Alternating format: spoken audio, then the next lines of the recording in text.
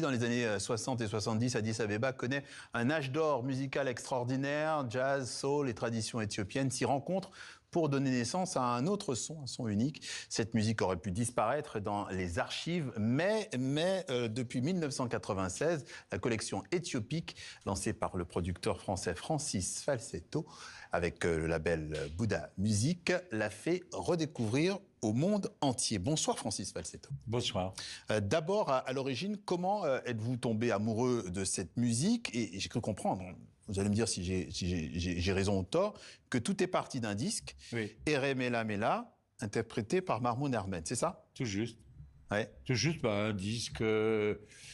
Enfin, j'étais déjà un amoureux des musiques, un music lover, avec une connaissance assez avertie des musiques d'Afrique, mais ça, je connaissais pas. Et le jour où j'ai entendu ça, ça révélation. Bah oui, parce que ça a changé un peu le cours de ma vie. Je l'ai pas su tout de suite, mais au cours des années, c'est clair que cette trouvaille, cette rencontre m'a mené vers un corpus de musique tout à fait extraordinaire, surprenant et inconnu en dehors de ce pays. Oui. Alors justement, pour bien situer, on va écouter un petit extrait de ce titre pour vraiment bien se situer.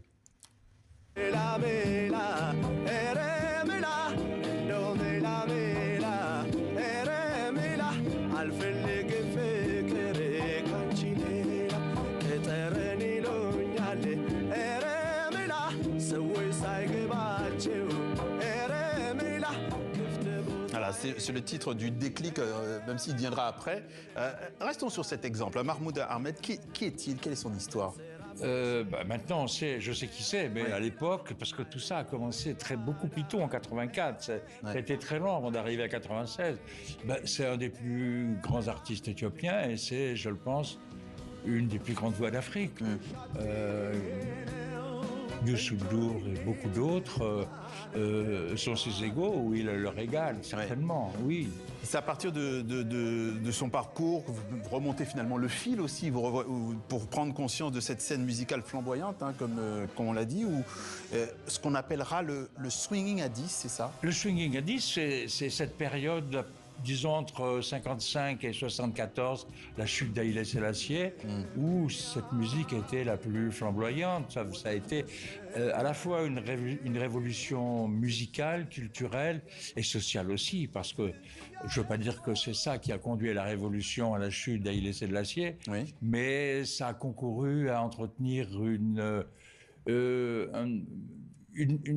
sens de la liberté, des nuits assez folles. Les photos qui nous sont restées donnent une idée de ce qui s'est passé à cette époque-là, tout à fait inimaginable, avec les clichés qui habitent en général ce pays. On n'imaginait pas que, voilà, comme on le voit ici, tous ces musiciens en tuxedo... Oui, mais justement, avant d'aller en 1996, on va justement s'arrêter sur Nerses Nalbandian. On va écouter un titre qui s'appelle Amara Rumba, extrait d'une de vos compilations, et on revient vers vous.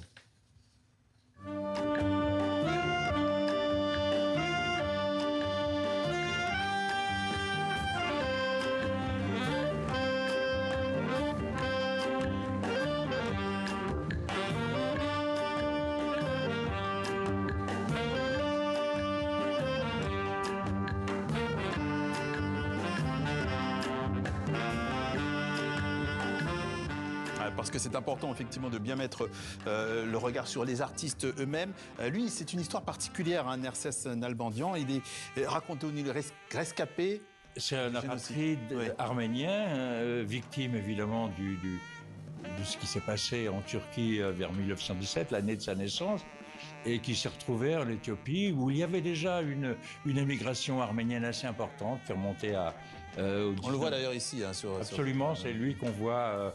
Last of Festak au Nigeria, le grand festival des arts et des cultures africaines, le dernier en fait. Le suivant aurait dû avoir lieu à Addis Abeba, mais les événements politiques ont fait que... Oui, c'est tout à fait étrange comme destinée. C'est un blanc, naturellement, au pays, en Afrique. Et non seulement lui, mais il avait un oncle arrivé quelques décennies auparavant qui a écrit le premier hymne national éthiopien. Et lui,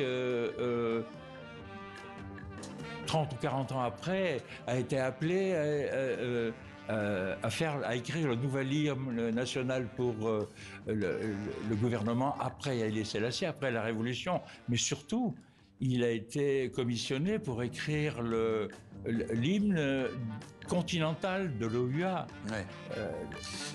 C'est très étonnant comme destin. Comme destin, effectivement, oui. Pour publier ces compilations éthiopiques, ça fait maintenant que 30 ans que vous le faites. Alors, il faut mettre la main sur les enregistrements, sur les masters. Racontez-nous un petit peu les détails. Comment procédez-vous? Comment restaurer tout ça? Il faut d'abord trouver les bandes, trouver les masters,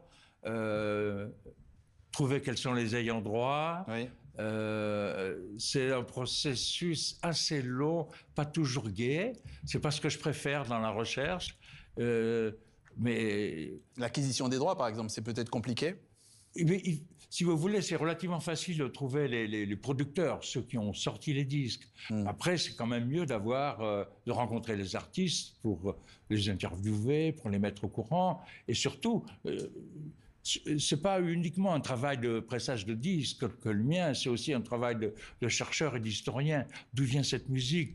Pourquoi est-elle si spéciale dans toute l'Afrique? Vous vous considérez comme un documentaliste? Je me considère comme un chercheur, mais surtout comme un music lover, comme un amoureux des musiques. Je suis tombé par hasard sur ce disque de Mahmoud Ahmed il y a très longtemps, mais bien avant d'aimer cette musique-là, je m'intéressais à tout un tas de musiques, non seulement africaines, mais autres.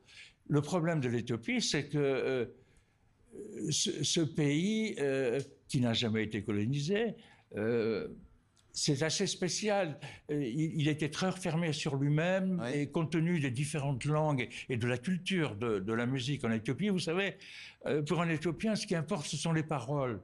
Et il parle du principe que si vous ne parlez pas la langue, vous n'allez pas aimer la musique.